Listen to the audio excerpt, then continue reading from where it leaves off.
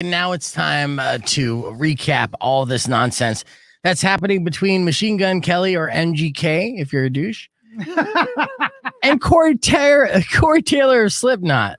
It kind of all started or became public knowledge that they had some sort of issue with each other over Riot Fest this past weekend. Now, Slipknot wasn't even slated to be on the bill of Riot Fest until Nine Inch Nails backed out because of COVID concerns. Okay. So they called up Slipknot, who's currently on tour with Knot Fest, and they're like, hey, can you please do a solid, come and headline this festival? Slipknot's like, sure, I love Riot Fest. So they did, and they headlined and they killed it by all accounts. Earlier on in the evening, MGK was on that same bill. Yeah. Now, there was a beef, a brewing between the two before they were on this bill. And no one really knew this, but MGK wanted to let it be known just a little bit. And he said this in between his emo songs. Check it out. Hey, you want to know what I'm really happy that I'm not doing? Being 50 years old, wearing a fucking weird mask on a fucking stage. Talking shit. Right. So, yeah, so I forgot that last little beep, but that's okay. I hit the dump on that. With that, too, like if you're going to do a sick burn, MGK, try not to stutter when you do it. Yeah. Yeah. To stutter and stammer and doesn't insult people as well. He got a little nervous.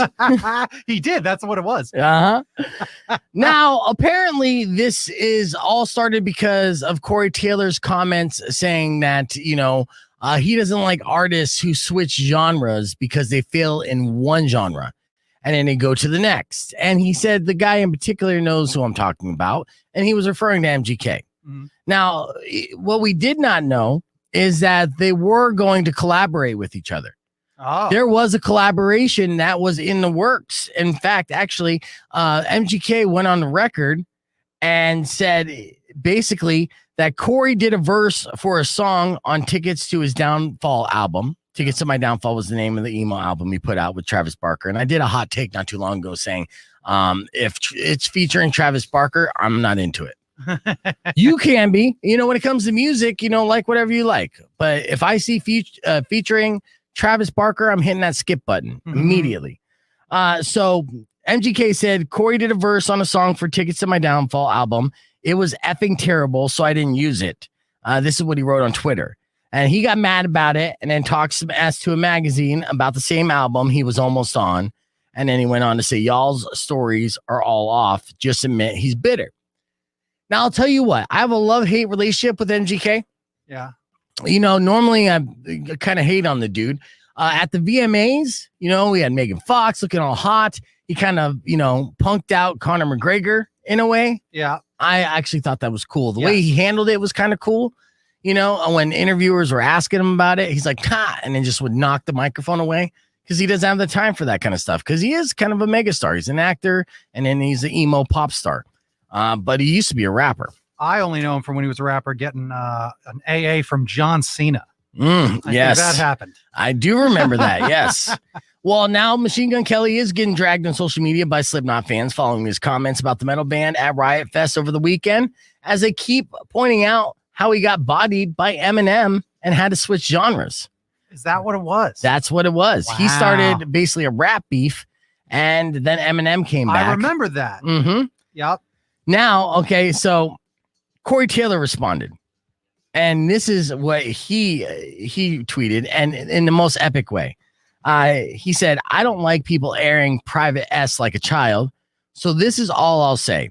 I didn't do the track because I don't like when people try to quote unquote write for me. I said no to them. So without further ado, #receipts, and then he attached 2 screenshots.